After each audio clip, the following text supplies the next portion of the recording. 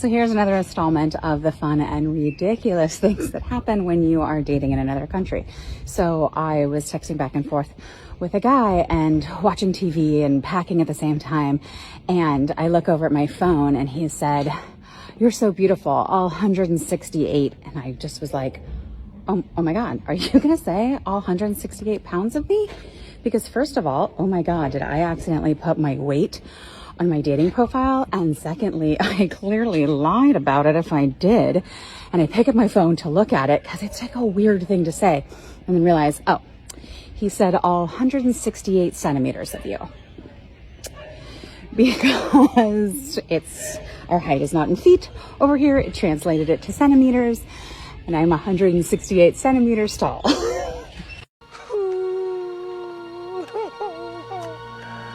Oh, I gotta agree there, Colleen. If you said you were 168 pounds just by looking at the close-up of your face only, I can tell you kind of undershot that number by a wide margin. 168 centimeters tall. So the question would be, since you're dating overseas, how many kilograms are you going to be putting into that dating profile of yours? You know, I'm pretty sure I was told this incorrectly, but some of my European viewers say that depending on the country that you're in Europe, weight is actually included in your dating profile, which would be awesome if we had that here in the US. But then again, queens like this one would just lie about it. I mean, she said she would. So I'm going to ask you, Colleen, in the Netherlands, wouldn't you be considered an XXXXL size queen over there? Because I'm pretty sure the extra American pounds don't translate that well into high value dating. Unless, of course, you're dealing with somebody who just doesn't care. He just wants to have an American woman notch under his belt. Either way, something tells me that your success rate overseas is not as good as the passport bros. Because once we get past the physical aspect of it, and then you start putting in that entitled American woman attitude as to, oh yeah, pay for my drinks, pay for my dinner, hold my door open, do all the chivalrous stuff that I want done, because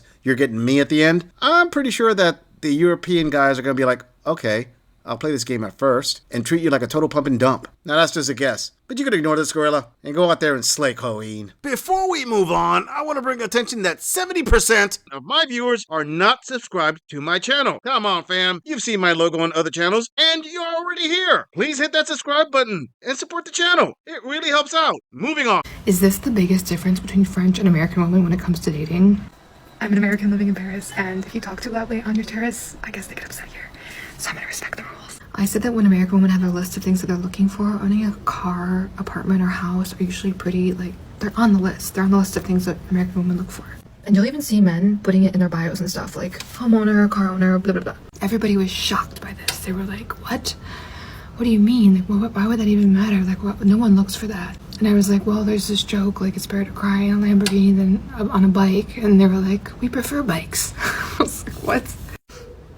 Our teacher, she's French, obviously, said that here, since there's like the system of support from the government and everything and social services, women don't need to look for that in a man. They can be independent on their own without needing to find that in a partner. And I thought that was an interesting point and a good point. And I'm curious to hear what you guys think. It's honestly so quiet here. You can hear a pin drop. You can hear a baguette crack. All in the world owes me a living. All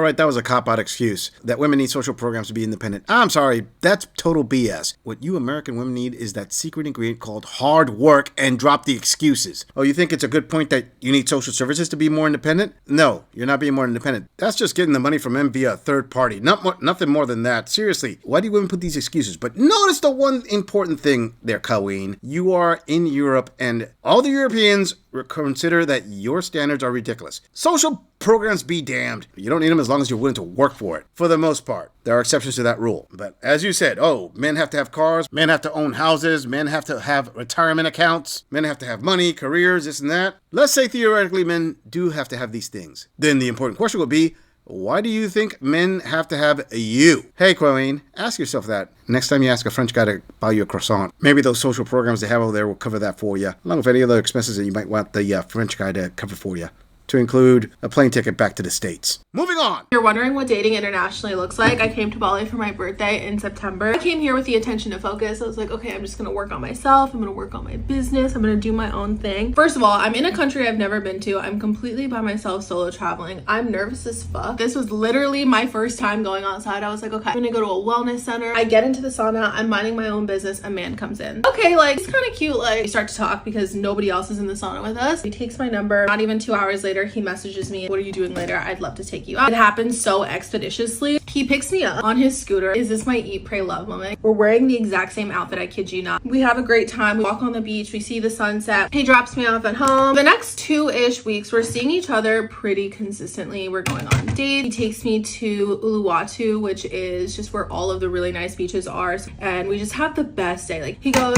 I would love to go to this island. Would you want to come? I end up bringing my friend. We go with 2 of his friends. He books out this Airbnb. Keep in mind, like, every time we're together, we're holding hands. He's like taking care of me. Like, he's telling the Airbnb host I'm his girlfriend and I need this and that. I'm like, okay. And his 2 friends and my friend left to go explore and see the sunset. Okay, let's have a cute little moment in the pool. Like, let's just swim around, let's chat, whatever. So we're talking in the pool. But I'm like, tell me more about your life at home. Like, I'd love to like know more about it. He's like, no, like, trust me, like, you wouldn't want to know, like, whatever. As a joke was like, why? Like, do you have a wife and kids at home or something? He goes, actually, yes.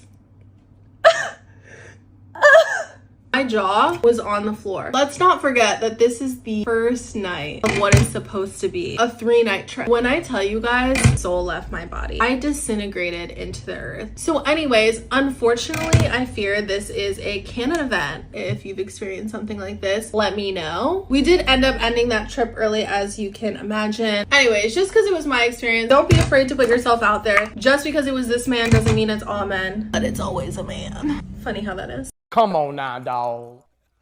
Come on, man. All right, so basically you went to Bali and a guy there who you said was cute basically played you. The only difference is he actually came out and was honest with you after you were over there because he thought he had it in the bag. So in other words, you don't have that much of a differential advantage or any kind of actual dating value when you're dating internationally. Unlike the passport bros. I hate to break this to you, sister, but you can't date like a passport bro. You're not special. I mean, the only thing you have to offer these guys is probably a green card at best. But a lot of these guys see American women way different than you think they do. I'm sorry, but if you go on forums like Reddit, right there, you'll find a lot of guys from other countries say that they see American women as soft targets because number one, you don't have the resources to research the guy in his own country and you don't have the time either. So he knows that he just has to charm you. And American women, when they're international, when they're not in the US, their standards go way down for some odd reason. And they fall for something as simple as an accent or the idea of having this romantic experience and finding your Prince Charming in another country because American men ain't ish.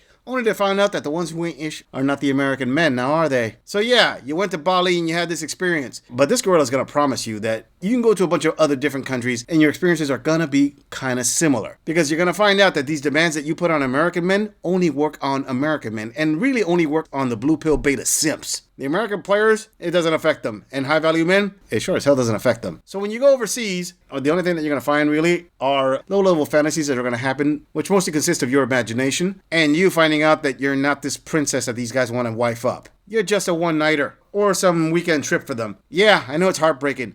I know you want to say, well, men ain't ish everywhere. But think about this, my American traveling queen with the golden passport. Out of all these men that you date internationally and all these experiences you have with them and with American men, what's the common denominator there? Oh, that's right. That would be you and your fantastic taco that somehow is worth its weight in gold in your imagination. Moving on. Okay, let's talk about the men that I have dated in different countries. I'm in Italy right now, having my morning cappuccino, and I have some thoughts. First thought is that this is going to be a little bit controversial, but the most chivalrous men, like opening doors, walking street side, that is an American chivalry culture. That particular type of chivalry is found in the southern USA, particularly in Texas. Problem is you have to deal with everything else that comes with that. But yeah, you can't really expect that type of chivalry that I have found in other countries. Even in the ones that I love, that I prefer to date in, like Italy, the chivalry it's not like that. If you want the best seducers and very romantic men, Italy. More towards the southern part of Italy, less towards the north, although I'm willing to bet that if you're American, you're still going to be impressed by the northern Italians. Still probably going to be more romantic and better at seduction than American men. The low bar, so take that with a grain of salt. Now, if you want romance and chivalry, but not so much the seduction, Mexican men. Mexicans are extremely romantic, extremely chivalrous. I have been treated very well by Mexican men. German men I felt were very similar to American men. They want to go 50-50. If they do pay, they're definitely expecting something. If you don't give them something, there's some resentment. I dated a guy from Peru. He wanted to go 50-50, never saw him again. Dated a couple South African guys. They were very nice and respectful. Not particularly romantic or chivalrous or anything that stood out, but no, not disrespectful. One of my favorites was a Brazilian. Somehow he managed to be respectful, ask for consent, and then be absolutely mind-blowingly fire in the bedroom. I still think about that man a lot. And for me, the worst, the most unromantic, non-chivalrous, disrespectful men I have ever dated. Californians. Sorry. Him, her, him, bodies! Damn, this Dusty Queen took that carousel riding international. I mean, first of all, you start off saying about chivalry being only an American thing, yada, yada, yada. And then you go on this tirade of all of the international sausages that you have tasted. I mean, every pole ride, every pump and dump, the whole thing. So, do you actually believe that you are entitled to chivalrous treatment? Because you sure aren't. I mean, you got more mileage than a Transit City bus at this point. And notice the most important thing. This queen is there talking about, oh, dating these guys from Italy, Germany, South Africa, Brazil. Oh, whoever's fire, whoever's not fire, blah, blah, blah. Well, this gorilla just happens to notice that you don't have a ring on your finger. You're not talking about, oh, I dated all these guys and now I'm married.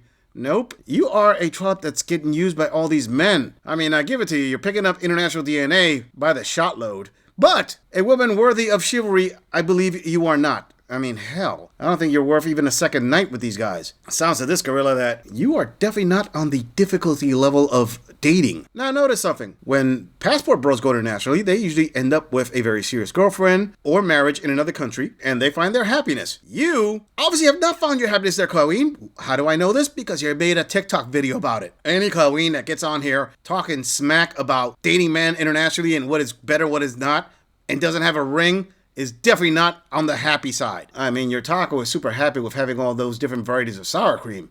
No doubt about that. But actual happiness as to what women are looking for, as in marriage, long-term relationships, oh, honey, you're not there. In fact, your world tour has probably put your emotions into an impossible to pair bond state. I mean, I haven't heard not one thing about you saying long-term relationships. Everything you said there was just short-term. I dated this guy once, I dated that guy once. Dated is just code for 1 to 2 weeks of fun. Honestly, Queen, do you think that making this video is some kind of flex? Because it sure as hell isn't. If anything, the next telling guy who sees this video is going to ask, hey, what town are you in? I want to have my ride. Squeeze me? Oh, no, you dick. I'm just saying, if you enjoy this audit, click on the video in the end screen for more content. If you would like to support the channel, please follow the link in the description to donate to our beer fund, or like, subscribe, and share this video on other social media platforms. If you agree or disagree with anything about this audit, please let us know in the comments. I'm going to leave this audit right here. I'll see all of you in the next episode.